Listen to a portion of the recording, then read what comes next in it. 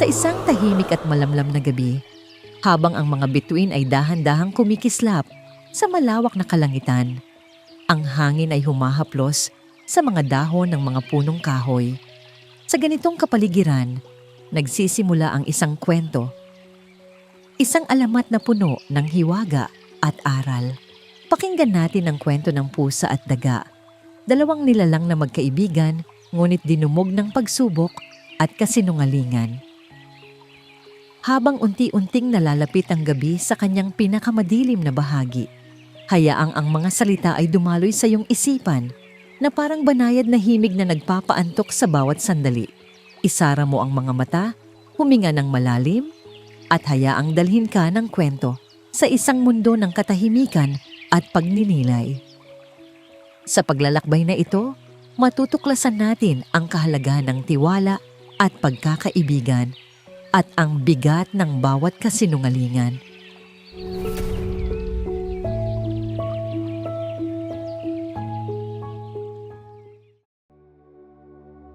Noong unang panahon, sa isang baryong tahimik at napapalibutan ng luntiang bukirin, may dalawang nilalang na namumuhay ng may pambihirang pagkakaintindihan, ang pusa at ang daga. Sa paningin ng marami, imposibleng magsama ang dalawang hayop na likas na magkaiba. Ang isa'y maliksi at matapang, ang isa na may maliit at mabilis magtago. Ngunit sa baryong yon, sila ang itinuring na sagisag ng pagkakaibigang kay hirap ipaliwanag. Tuwing umaga, bago pa man sumilip ang araw, nagigising si pusa sa banayad na simoy ng hangin. Lumalakad siyang marahan palabas ng kubong, tinitirhan ng kanyang amo. Pinapakinggan ang huni ng mga ibon sa itaas ng mga punong nasa paligid. Pagdating niya sa damuhan sa gitna ng baryo, naroon na si daga, nakaupo sa isang maliit na bato at kumakain ng mga butil na naiwan mula sa nagdaang anihan. Kahit hindi sila magkauri, tinanggap ni pusa ang presensya ni daga na para bang kasama siya sa araw-araw na kalakaran ng buhay. Sa bawat pagkaway ng buntot ni pusa at sa bawat mabilis na pagngasab ni daga sa butil, tila ba nagsisimula ang isang bagong araw ng pagkakaibigan. Madalas silang maglaro ng habulan, hindi ang habulan na puno ng takot na alam natin ngayon, kundi habulan na puno ng halakhakan. Si pusa ang nagsisilbing tagahabol, ngunit sinisiguro niyang hindi niya gagamitin ang lakas ng kanyang mga kuko. Si daga na may palundag-lundag na tuwing malapit na siyang maabutan.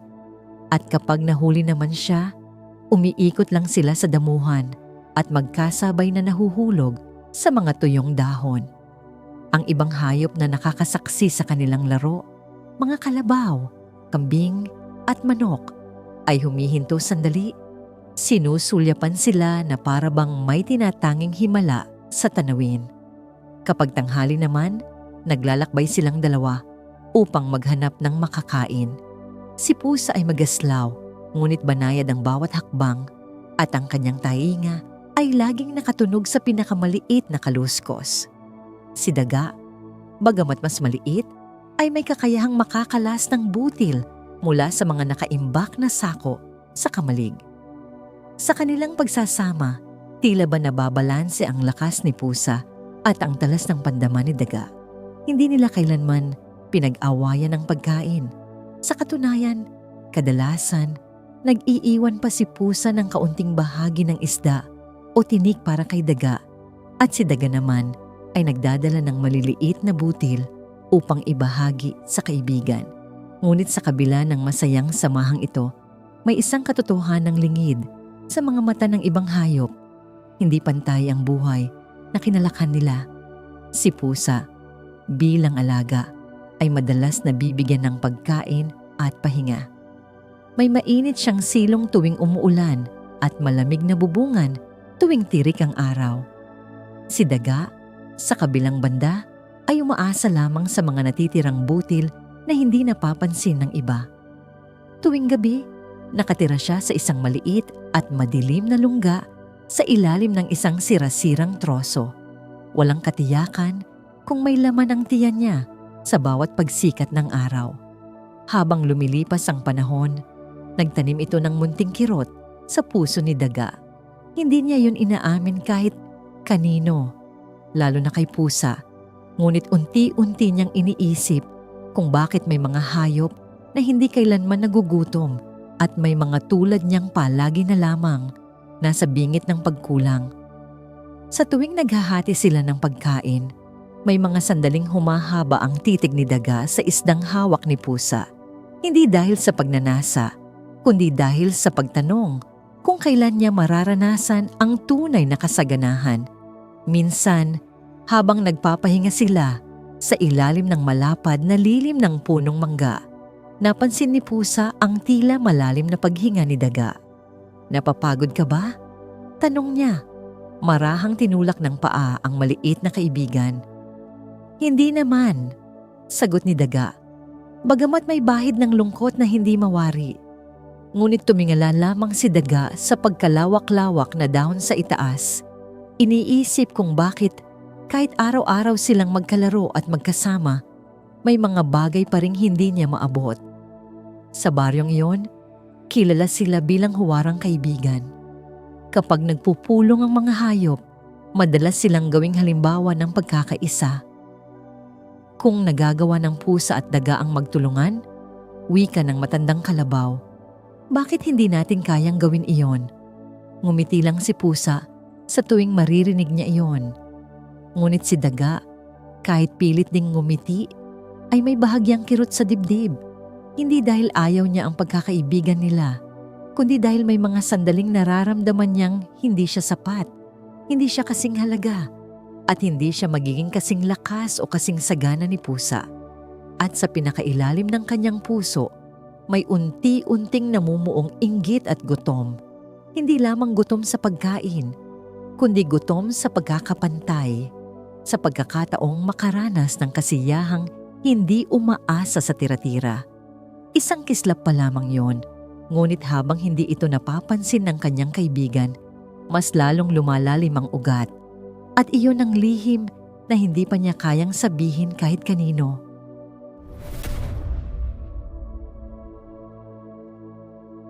Isang umaga na tila karaniwan, ngunit may dalang kakaibang katahimikan, dumating sa baryo ang isang mensaherong kabayo. Nakasuot ito ng pulang laso sa leeg, isang tanda na ang dala niyang balita ay mula sa mismong hari ng bayan. Ang pagdating niya ay naging sanhi ng pagwawakas ng halakhakan ng mga manok at paghinto ng pagnguya ng mga kalabaw. Tumindig ang mga hayop at unti-unting nagsipuntahan sa gitna ng baryo upang makinig.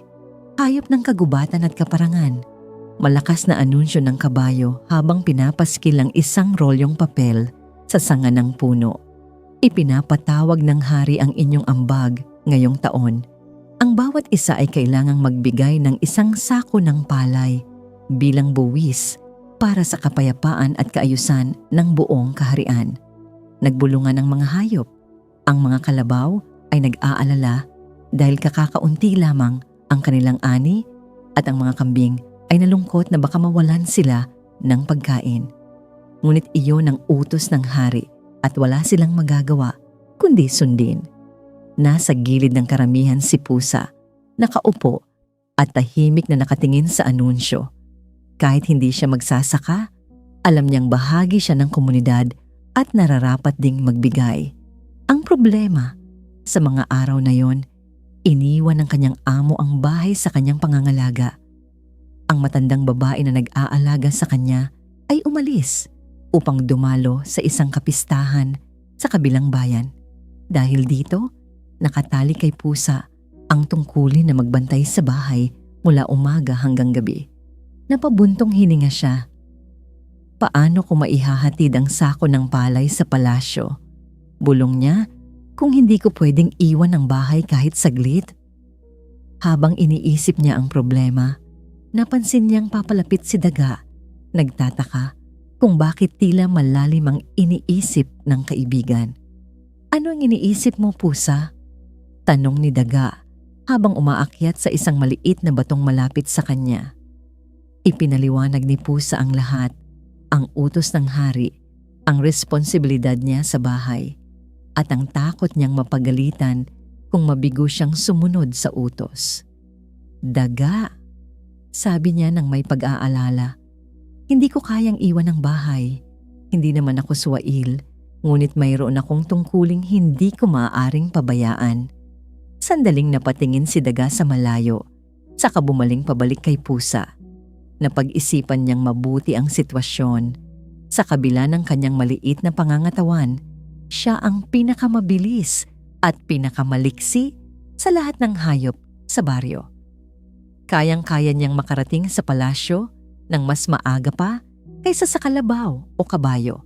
At higit sa lahat, may tiwala sa kanya si Pusa. Isang tiwalang hindi niya gustong sirain. Kaya ko yan, kaibigan, maluwag na pangako ni Daga. Ako ang maghahatid ng sako ng palay sa palasyo. Hindi yung magiging problema. Mas mabilis pa ako kaysa sa hangin kung kinakailangan. Sumilay ang ginhawa sa mukha ni Pusa. Talaga? Maraming salamat, kaibigan. Hindi ko alam kung paano ko haharapin ito kung wala ka. Nang marinig iyon ni Daga, bahagya siyang tumingala. Bahagyang napuno ng kakaibang sigla ang kanyang dibdib. Hindi, kadalasan inaatasan ng isang maliit at karaniwang takasbutil na hayop ng isang mahalagang responsibilidad. Sa pagkakataong ito, may bigat at saysay ang kanyang pagkilos. Kinabukasan, maagang nagtipon ng mga hayop upang isaayos ang kani-kanilang ambag. Iba't ibang laki ng sako ang dinala ng bawat isa.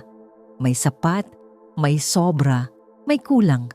Ngunit lahat ay nag-abot ng may paggalang sa utos ng hari. Dumating si Pusa gamit ang maayos na nakataling maliit na sako ng palay, hindi kalakihan. Sapat lamang para sa ambag niya. Maingat niya itong inilapag sa harap ni Daga. Iningatan ko ito kagabi, sabi ni Pusa, para tiyak na maayos ang mapupunta sa hari. Pinagmasdan ni Daga ang sako. Bagamat maliit lamang, sapat na yun upang ipakita ang pagsunod nila sa patakaran. Tinapik ni Pusa ang balikat ng kaibigan gamit ang kanyang malambot na paa. Mag-ingat ka sa paglalakbay. Alam kong mahaba ang daan, maraming uwang sa lupa at may mga ibon sa itaas. Nagpakawala ng tawa si Daga. Hindi ako ganong kadaling makuha ng sinuman. Ako pa ba? Nang umalis si Pusa upang bumalik sa kanyang tungkulin, hindi nawala ang tiwala sa kanyang mga mata. Wala siyang pagdududa na gagampanan ni Daga ang atas. Ngunit sa likod ng ngiti ni Daga, may dumapong kakaibang damdamin, hindi takot, kundi bigat ng responsibilidad. Kung nagkamali siya, hindi lamang siya mapapagalitan, maaaring madamay ang kaibigan. Ngunit sa kabila nito, mas nanaig sa kanya ang pagnanais na patunayan ang sarili. At doon nagsimula ang paglalakbay ni Daga, isang paglalakbay na magdudulot ng pagbabago sa kapalaran nila ni Pusa, kahit hindi pa nila yun alam.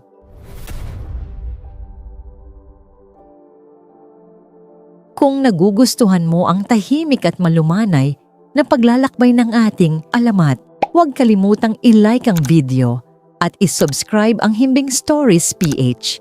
I-share mo rin sa mga kaibigan at pamilya para makatulong din sa kanilang mahimbing na pagtulog. Mag-iwan ka rin ng comment kung taga saan ka at anong kwentong alamat ang gusto mong isunod namin. Ngayon, balik tayo sa kwento. Maaga pa nang umalis si Daga mula sa baryo. Taglay ang maliit, ngunit mahalagang sako ng palay.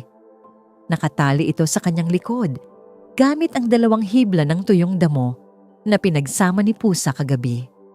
Bagamat maliit siya, determinado si Daga na makarating ng ligtas sa palasyo.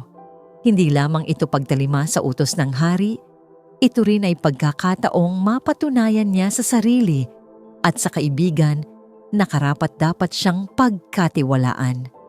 Ang daan patungo sa palasyo ay hindi maikli. Kailangan niyang tawirin ang makapal na damuhan, iwasan ang mga batong mas malaki pa sa kanya, at sumuot sa makakapal na ugat ng mga puno. Sa bawat hakbang, ay naririnig niya ang pagkaluskos ng kanyang paa sa lupa at ang tunog ng palay sa sako ay marahang kumakalansing. Sa una, kampante siya.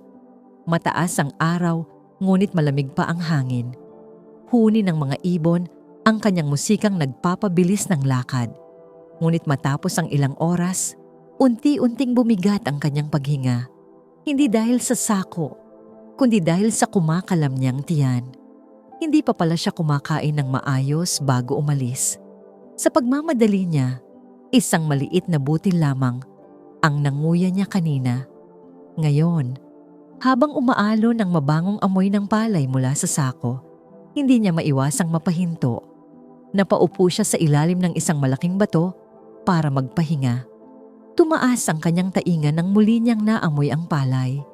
Tila ba umaakyat ang amoy nito sa kanyang ilong, matamis, sariwa at nakaaakit.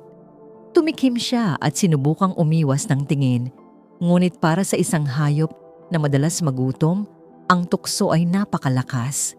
Isang butil lang, bulong niya sa sarili habang marahang hinihila ang tali ng sako. Hindi naman yun makakaapekto. Malayo pa ang palasyo at pagod na ako. Nang mabuksan niya ang sako, sumalubong sa kanya ang liwanag na tumama sa gintong butil. Ang mga ito'y kuminang na para bang isang kayamanang handang ibigay sa sino mang kukuha. Dahan-dahang nag-abot ang kanyang maliit na kamay. Kumuha siya ng isang butil at inilapit sa bibig. Sa unang kagat pa lang, napapikit siya. Malambot, makinis, at may tamis na matagal na niyang hindi natitikman. Isa pa, sabi ng isip niya. Isa pa, isa pa. At bago niya namalayang unti-unti nang humuhulas ang kanyang pagpipigil, kumukuha na siya ng sunod-sunod na butil, parang may kayamanang biglang naging kanya. Tumagal iyon ng ilang minuto, mga minutong puno ng pansamantalang kaligayahan. Ngunit gaya ng lahat ng ligayang nakabatay sa kahinaan, bigla rin yung natapos. Nang mapansin niyang wala nang gaanong tumutunog sa loob ng sako, napakurap si Daga. Tinapik-tapik niya ang labas nito. Magaan, halos wala ng laman. Agad umakyat ang kaba sa kanyang dibdib, parang kulog na biglang dumadagundong sa ulap. Anong aking ginawa? Bulong niya, nanlalambot ang tuhod. Tiningnan niya ang paligid. Wala namang ibang nakasaksi, walang ibon, walang insekto, walang hayop. Ngunit ang bigat ng katotohanan ay parang presensya ng daang matang nakamasid sa kanya. Ramdam niya ang lupit ng sariling pagkakamali. Hindi maari, sabi niya. Pilit pinipisi lang sako para sana may matira pang kahit kaunting butil. Ngunit wala. Wala na halos kahit isa. Napaupo siya ng tuluyan sa lupa. Tinakpan ang mukha at halos mabingi sa lakas ang tibok ng puso niya. Ang maikli niyang paglalakbay na dapat ay puno ng tiwala at dangal ay biglang naging bangungot. Napalitan ng dating init ng araw ng lamig na dumampi sa kanyang likod. Sa isip niya, unti-unting lumitaw ang mukha ni Pusa, ang kaibigang walang pag-aalinlangang nagtiwala sa kanya. Naalala niya ang malambot na tinig nito kanina. Mag-ingat ka kaibigan, tiwala ako sa'yo. Bigla siyang napayuko. Hindi dahil sa gutom, kundi dahil sa hiya. Kung sana'y nagpigil siya kahit sandali lamang. Kung sana'y inalala niya ang bigat ng responsibilidad. Ngunit huli na. Nandiyan na ang pinsalang hindi niya alam kung paano aayusin. Tumayo siya at isinara ang sako. Kahit wala ng laman. Pinagmasdan niya ang mahabang daang natitira patungong palasyo. Isang daang tila, mas humaba pa ngayon, mas bumigat, mas nagdilim. Ang hangin ay tila may dalang pangungutyang hindi niya mabasag. Paano ko haharapin ang hari? Tanong niya sa sarili. Paano ko haharapin si Pusa? Wala siyang kasagutan. Tanging kaba, hiya, at takot ang pumipintig sa kanyang maliit na dibdib. Ngunit sa kabila ng lahat, kailangan niyang magpatuloy. Hindi man niya alam kung ano ang susunod. Kailangan niyang harapin ang kahihinatnan ng kanyang pagkakamali. Bitbit ang sako, nagsimula siyang muling maglakad, ngunit hindi na magaan ang hakbang niya. Hindi na ito lakad ng isang hayop na may misyon, kundi lakad ng isang nilalang na sinapian ng mabigat na kasalanan. At sa bawat tilamsik ng alikabok na tumatama sa kanyang paa, paulit-ulit niyang naririnig ang tanong na hindi niya matakasan, anong aking gagawin?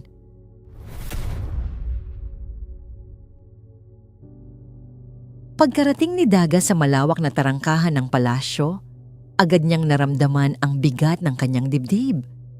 Ang dating tanawing nagbibigay sa kanya ng tuwa, ang magarang mga haligi ng marmol, ang kumikislap na banderang may sagisag ng kaharian, at ang maamong liwanag ng araw na dumadaloy sa malalaking bintana, ngayoy nagmistulang anino ng panganib. Sa bawat hakbang niya sa makinis na pasilyo, ay tila humahabol ang lantang tunog ng kanyang konsyensya, pilit na sumisigaw, ngunit patuloy niyang binabaliwala. Sa dulo ng pasilyo, naghihintay ang hari, nakaupo sa kanyang trono na yari sa gintong kawayan at inukit na mga simbolo ng kapangyarihan. Malawak ang balikat nito at malalim ang tingin, isang tinging kayang maghubad ng katotohanan mula sa sinuman. Agad na lumuhod si Daga, pilit na pinapakalma ang kanyang mabilis na paghinga. Nasaan ang ambag ng pusa? Tanong ng hari. Malamig, ngunit hindi pagalit. Sumikdo ang puso ni Daga. Ang tanong na yon, bagamat simple, ay tila isang sibat na tumutusok sa kanyang natatagong kasalanan. Sa sandaling iyon, bumalik sa kanyang isipan ang kabuuan ng naganap. Ang pagnanakaw niya sa palay, ang pag-aakalang walang makakahuli, at ang sariling pagnanasa niyang itago ang totoo upang hindi maparusahan. Mahabaging hari. Mahina niyang simula, ngunit mabilis siyang nagkunwari ng pag-alinlangan, kunwaring masama ang loob sa balitang ibabahagi niya. Si pusa po ang kumain ng palay. Upang maging kapani-paniwala, bahagya niyang itinakip ang dalawang paa sa mukha. Ginawang palabas ang kanyang panginginig. Animoy isang tapat na sakop na nakakita ng isang masaklap na krimen. Sa isang iglap, nagdilim ang mukha ng hari. Anong sinabi mo? Nagpumilit si Daga na magmukhang tiyak at matuwid. Opo, mahal na hari. Nahuli ko pong kinakain ni pusa ang palay na para sana sa buwis ng aking angkan. Kasabay ng mga salitang iyon ay tila may malamig na boses ang tumawid sa kaharian. Ang mga bantay na nakarinig ay nagkatinginan. Ang mga tagapagsilbi ay napatigil sa paglalakad. At maging ang hangin sa palasyo ay parang biglang tumigil sa pagdaloy. Kung gayon, wika ng hari, ngunit ngayon ay may umaalingasaw na galit sa kanyang tinig. Siya ang dapat parusahan. Mariin niyang tinapik ang hawakan ng trono at agad lumapit ang dalawang bantay na lawin. Ipahayag sa buong palasyo at sa lahat ng sulok ng kaharian. Utos ng hari. Ang pusa ay hindi maaaring pumasok sa palasyong ito. Siya ay papatawan ng multa dahil sa pagkawalaan ng ambag. Dala ng malalakas na pakpak, lumipad ang mga bantay upang ipakalat ang kautusan. Naramdaman ni Daga ang malamig na kilabot na lumusot sa kanyang gulugod. Sa unang pagkakataon, malinaw niyang nakita ang tunay na bigat ng kanyang ginawa. Subalit sa halip na aminin ang kasalanan, pinili niyang tanggihan ang boses ng kanyang konsyensya. Ito ang tanging paraan. Bulong niya sa sarili. Kung amin ko ang ginawa, ako ang mapaparusahan. Ako ang mapapalayas. Habang papalabas siya ng palasyo, narinig niya ang mga bulong-bulungan ng mga sakop, mga ibon, mga kulisap, at maging mga kalabaw na naroroon upang maghatid ng kani-kanilang ambag. Si pusa raw kumain ng palay. Hindi ko akalaing magagawa niya yon. Napakasipag pa naman niya. Bakit? Bawat bulong ay parang paalala ng kanyang kasalanan, ngunit patuloy niyang itinulak ang katotohanan palayo. Sa labas ng tarangkahan, tumingala si Daga sa kalangitang papadilim. May tila kakaibang bigat ang hangin at sumasayaw ang mga dahon sa malamig na simoy na parang nagbabadya ng hindi magandang mangyayari. Ang isang kasinungalingan, isang maliit, tila inosenteng paraan upang takasan ang parusa, ngayon ay nagsisimula ng mag-ugat. At tulad ng lahat ng ugat, ito ay unti-unting kakalat sa ilalim ng lupa, hahanapin ang bawat puwang, bubuo ng mga sanga, at lalakas ng lalakas hanggang hindi na niya ito kayang bunutin. Habang paalis siya, isang mahinang bulong ang dumaloy sa paligid, hindi mula sa aling hayop, kundi mula sa mismong lupa ng kaharian. Para bang ang kalikasan mismo ay nakaramdam ng pagbaluktot ng katotohanan. Ngunit wala nang balikan si Daga. Sa gabing iyon, may isang tahimik na pader na itinayo sa pagitan ng dalawang dating magkaibigan.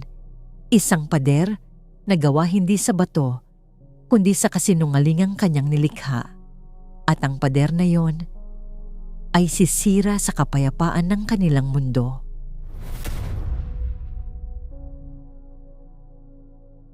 Sa pagtakip ng gabi, ang palasyo ay nababalot ng katahimikang tila may kinikimkim na lihim.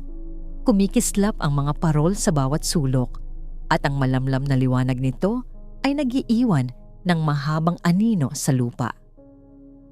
Sa gitna ng katahimikang yon, dumarating si Pusa. Maganda ang tindig, mahinahon ang hakbang, at may dala pang respeto sa hari na kanyang pinaglilingkuran.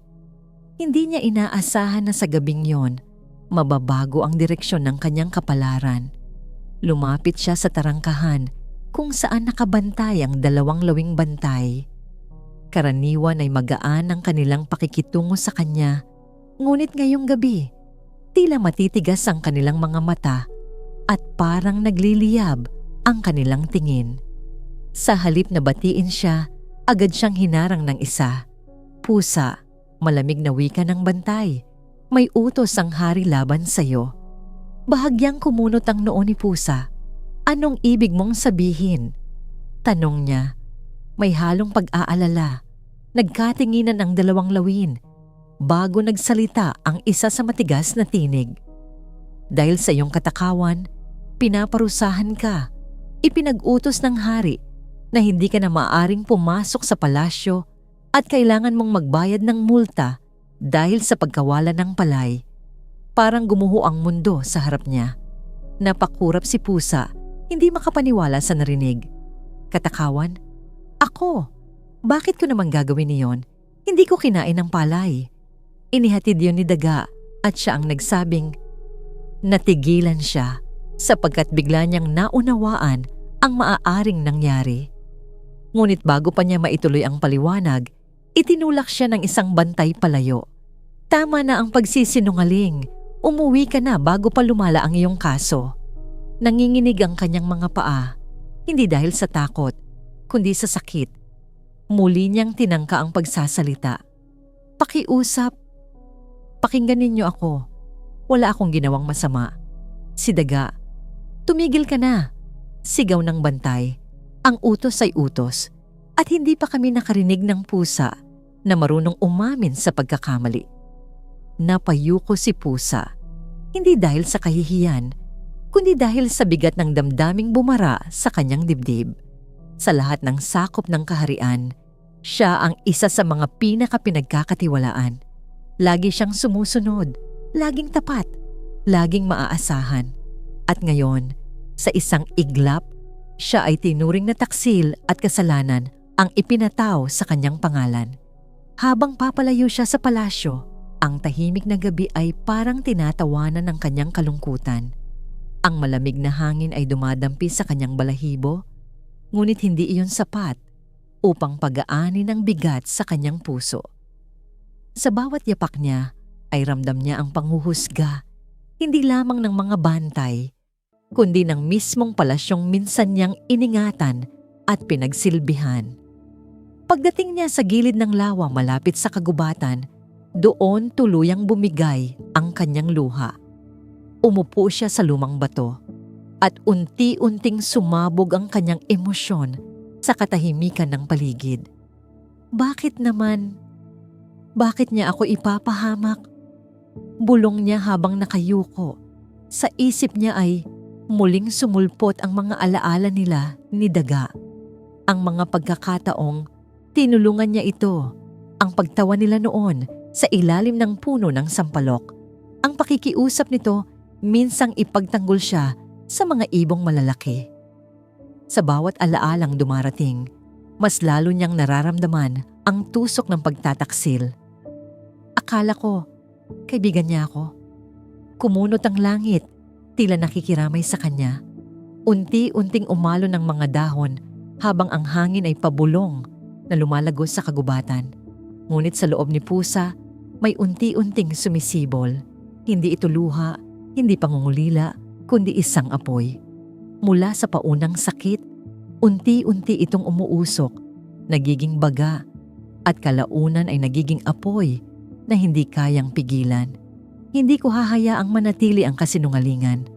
Bulong niya, ngunit ngayon ay may bahid ng galit ang kanyang tinig. Hindi ako magnanakaw, hindi ako sinungaling, at higit sa lahat, hindi ako papayag na sisirain niya ang pangalan ko.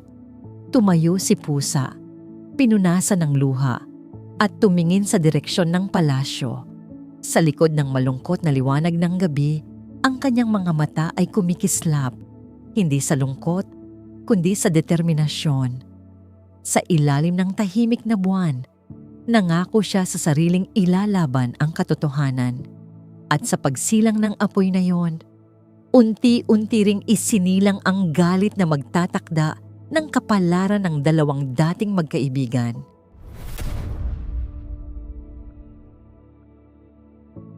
Lumipas ang mga araw at ang tahimik na kagubatan ay unti-unting nagmistulang sentro ng usap-usapan. Sa likod ng mga punong malalaki at mga damuhan, kumalat ang mga bulong at balita tungkol sa nangyari sa palasyo, sa sako ng palay at sa naganap na kasinungalingan. Ngunit hindi ito nagmula sa hangin o sa mga hayop na nagtataka lamang. Isang maliit na ibon, si Tikling, ang may hawak ng pinakamahalagang kwento. Si Tikling ay kilala sa baryo bilang isang matalas na tagamasid. Mabilis siyang lumipad at madalas ay naglalakbay sa iba't ibang sulok ng gubat, kaya't bihira ang mga bagay na hindi niya nalalaman. Isang araw, habang lumilipad siya malapit sa baryo, napansin niyang may kakaibang kilos si Daga. Napansin niya ang pag-uusisa ng maliit na hayop sa sako ng palay at ang hindi maipaliwanag na pagduduwal ng kanyang mukha habang kumakain. Hindi siya nagdalawang isip. Nilipad niya ito patungo sa isang mataas na punong kahoy kung saan nakatipon ang mga hayop upang makinig sa kanilang mga kwento at balita. Sa piling ng mga kalabaw, kambing, manok at iba pang hayop, inilahad ni Tikling ang kanyang nasaksihan. Mga kaibigan, panimula ni Tikling, mahina ngunit malinaw ang boses, may nais akong ipabatid sa inyo tungkol sa nangyari sa sako ng palay. Tahimik ang mga nakikinig, lahat ay nakatuon sa maliit na ibon na tila ba tagapagsalita ng katarungan. Hindi si Pusa ang kumain ng palay, aniya, kundi si Daga mismo. Nasaksihan ko ng paulit-ulit ang pagtikim niya ng butil. At masama ang loob ko nang makita niyang palihim niyang kinakain ng sako habang naglalakbay patungo sa palasyo. Nagulat ang lahat sa balitang yon. Ang ilan ay hindi makapaniwala. Ang iba na may nahihirapang tanggapin ang katotohanan. Ngunit si Tikling ay matatag at hindi bumitaw sa kanyang sinasabi. Kung totoo ito, tanong ng isang matandang kalabaw, bakit hindi ito sinabi agad? Ano kaya ang dahilan ng pagtatago? Ikinuwento ni Tikling ang nakita niyang pagsisinungaling ni Daga sa harap ng hari. Ang pag-ako ng kasalanan ni Pusa na hindi naman talaga ginawa.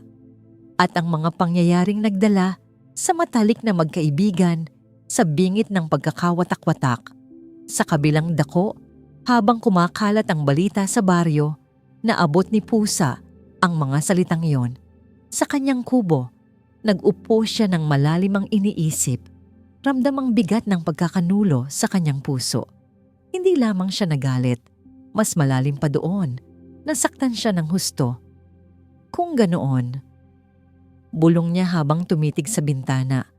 Ang boses niya ay nanginginig. Nilinlang niya ako. Hindi ito galit na simpleng galit lang. Ito ay galit na may halong kalungkutan, pagkabigo, at pagkalas ng isang bagay na matagal niyang pinahalagahan, ang kanilang pagkakaibigan. Nang gabing iyon, naglakad si Pusa sa gilid ng ilog. Dito, tanging himig ng tubig at ang malamig na simoy ng hangin ang kasama niya.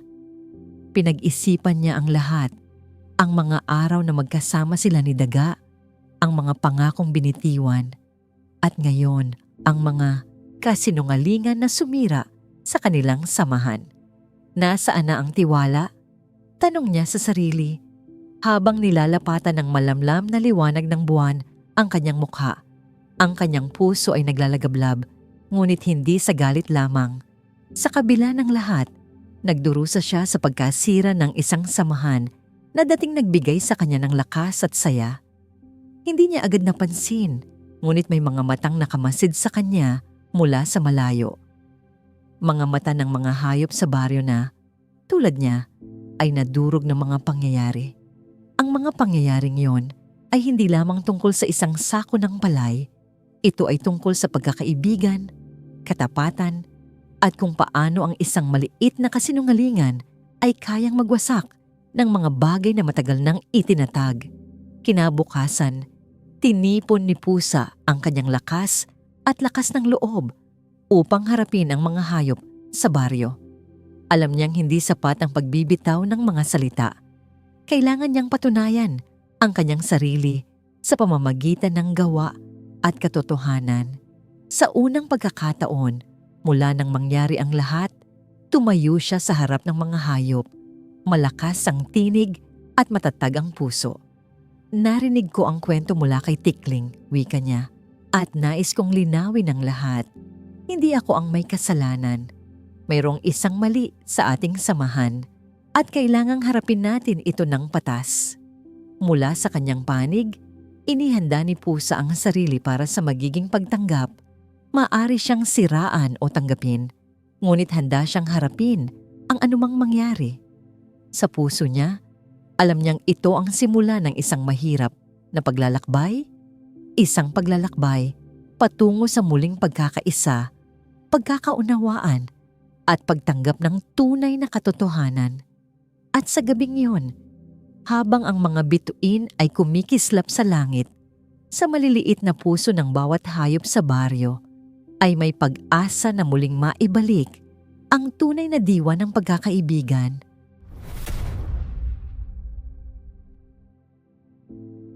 Habang lumulubog ang araw sa likod ng mga bundok at unti-unting nagiging madilim ang buong baryo, si Pusa ay hindi pa rin tumitigil sa paghahanap. Ang malamig na simoy ng hangin ay dumadampi sa kanyang balahibo, ngunit hindi ito sapat para palamigin ang apoy ng kanyang damdamin. Gabi-gabi, paulit-ulit niyang nililibot ang bawat sulok ng kanilang tahanan, ang mga bakuran na dati kanyang nilalaruan kasama si Daga, ang mga tumpok ng kahoy na minsang pinagkukulungan nila sa mga laro, at maging ang mga sulok ng lumang bahay na tila ba nagtatago ng mga lihim. Sa bawat hakbang, sinisigaw niya ang pangalan ng kanyang kaibigan. "Lumabas ka, Daga!" Matapang ang tinig, puno ng pagnanais na malaman ang katotohanan, ngunit may halong sakit at pangungulila. Minsan, napipilitang huminto upang magpahinga, ngunit hindi siya nagpapadala sa pagod.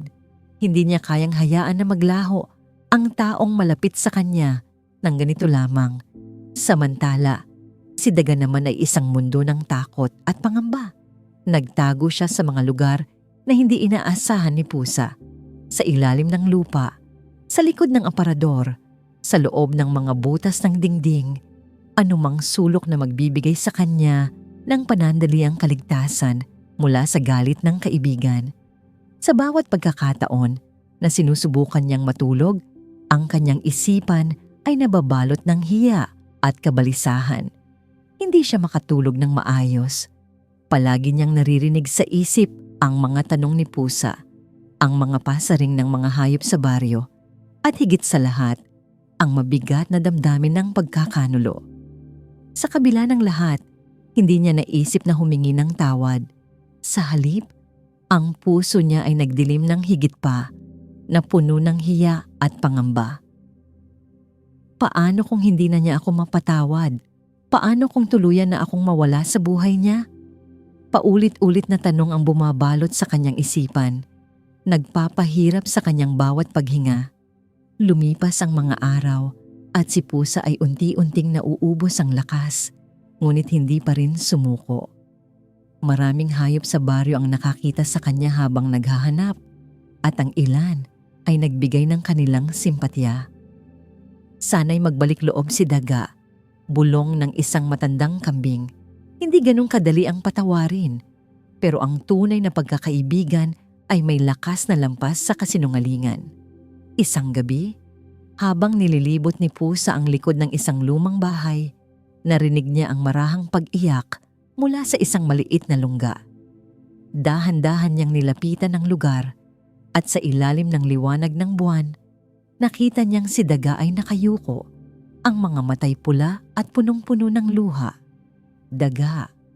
Malumanay niyang tinawag. Hindi man siya sigurado kung papasok ang maliit na kaibigan. Hindi niya kayang hindi subukan. Alam kong nandito ka. Hindi kita hahatulan ng basta-basta. Nandito ako para makinig at magpatawad kung handa ka. Sa sandaling iyon, may isang luha na bumagsak mula sa mata ni Daga.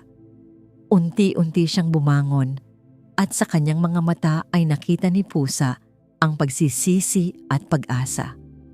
Ang gabi na yon ay simula ng kanilang muling pag-uusap. Hindi pa ganap na pagkapatawad, ngunit isang hakbang patungo sa pag-aayos ng sirang pagkakaibigan.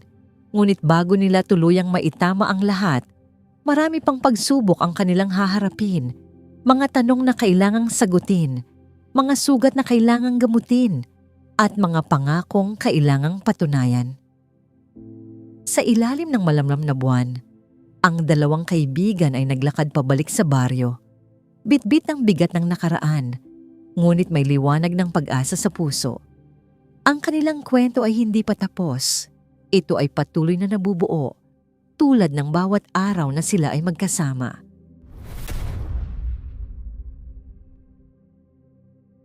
Simula noong araw na yon, tila isang makapal na ulap ang bumalot sa puso ng Pusa at Daga. Isang ulap na hindi na tinangay ng hangin at hindi na nalimutan ng panahon. Bagamat nagtagpo muli ang kanilang mga landas, hindi na muling naging magkaibigan ang dalawang nilalang na minsang naging malalapit sa isa't isa. Tuwing makikita ni Pusa ang isang maliit na daga, bumabalik sa kanyang isipan ang mga sugat na iniwan ng kasinungalingan at pagtataksil. Hindi ito simpleng mga alaala lamang. Ito ay mga apoy na nagpapaalab sa kanyang damdamin. Mga apoy na nagiging dahilan upang ang bawat pagtambad niya sa isang daga ay maging simula ng isang walang katapusang habulan. Hindi alintana ni Pusa kung saan siya naroroon.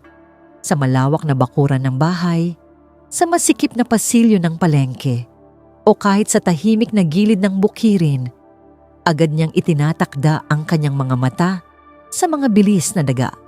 Sa bawat pitik ng kanyang buntot at bawat paggalaw ng kanyang mga paa, tila isang panghabang buhay na paalala ang kanyang paghahanap sa isang bagay na wala na sa kanya, ang tiwala. Ang mga daga naman, dala ang mga kwento at alaala ng kanilang mga ninuno, ay lumaki sa takot. Hindi nila malimutan ang kahapon, ang pagkabigo, ang pagkakanulo, at ang paghatol ng mga mata ng mundo. Kaya naman, sa tuwing sila ay makatagpo ng pusang nagbabantay, agad silang tumatakbo, umiiwas, kumakaripas, at nagtatago sa mga sulok na hindi maaabot ng mga matang may galit. Sa ganitong paraan, Ang mga tahanan ay nagmistulang larangan ng digmaan at ang mga bakuran ay naging entablado ng isang walang katapusang habulan. Ang mga tao sa baryo ay nasanay na sa tunog ng mga paa ni pusa na mabilis tumakbo at sa mabilis na pag-ikot ng mga maliit na daga na nagtatakbuhan para sa kanilang buhay. Ngunit sa likod ng lahat ng ito ay ang isang aral na bumabalot sa bawat sulok ng baryo. Ang tunay na kahulugan ng pagkakaibigan ay nakasalalay sa tiwala. At ang tiwalang nasira ay hindi basta-basta na ibabalik. Tulad ng isang salamin na nabasag, kahit ano pa ang gawin, ang mga bitak ay mananatili. Nag-iiwan ng mga marka na hindi maaalis. Maraming mga hayop ang nagkwento sa mga bata ng baryo tungkol sa kwento ng pusa at daga. Isang alamat na nagtuturo ng kahalagahan ng katapatan at ang masamang bunga ng kasinungalingan. Ang mga matatanda naman ay gumagamit ito bilang paalala sa mga susunod na henerasyon upang maging mapanuri sa mga kaibigan at maging tapat sa sarili at sa kapwa. Sa paglipas ng panahon, ang kwento ng walang katapusang paghahabol ay naging bahagi na ng buhay ng baryo. Hindi na ito isang simpleng pangyayari, kundi isang alamat na humahaplos sa bawat puso ng mga nakikinig na may dalang aral at babala. Sa isang araw na puno ng sikat ng araw, habang naglalaro ang mga bata sa gitna ng bukirin, may isang maliit na daga ang naipit sa isang sulok. Mabilis na lumipad si pusa patungo rito. Ang mga matay puno ng sigla at habag. Ngunit sa halip na habulin ng daga, dahan-dahan niyang nilapitan at hinawakan ito ng kanyang mga malambot na paa. Sa gabing yon, may isang maliit na ngiti ang sumilay sa labi ni pusa. Isang ngiti na tila nagsisilbing panibagong pag-asa na kahit gaano man kalalim ang sugat, may kakayahan pa rin ang puso na maghilom. Ngunit alam ng lahat na kahit pa may mga sandaling ganito, ang sinaunang sugat ay nananatiling bukas. Isang paalala na ang mga desisyon na ginawa sa nakaraan ay may dalang pangmatagalang epekto. At kaya hanggang ngayon, sa bawat tahanan at bukirin, patuloy ang mga kwentong umiikot tungkol sa paghahabol ng pusa at daga. Isang walang katapusang siklo ng pagtakas at paghahanap, ng pagtataksil at paninindigan, at ng mga pusong natutong magtiwala, mabigo at muling bumangon. Ito ang alamat ng pusa at daga. Hindi lamang isang kwento ng pagkakaibigan at pagtataksil, kundi isang matapang na paalala sa bawat isa sa atin na alagaan ang tiwala, sapagkat ito ang pundasyon ng bawat tunay na relasyon at ang pagdurusa sa pagkawala nito ay walang hanggan. At dito nagtatapos ang ating kwento tungkol sa pusa at daga, isang alamat na puno ng aral tungkol sa pagkakaibigan, katapatan, at ang bigat ng kasinungalingan. Naway magsilbing paalala ito sa ating lahat na ang tiwala ay isang mahalagang yaman na kailangang alagaan, sapagkat kapag nasira, hindi madaling maibalik. Sa bawat relasyon, maging bukas tayo sa katotohanan at laging pahalagahan ang pagkakaibigan dahil ito ang tunay na pundasyon ng pagkakaisa at pagmamahalan. Hanggang sa muli, paalam at maraming salamat sa pakikinig.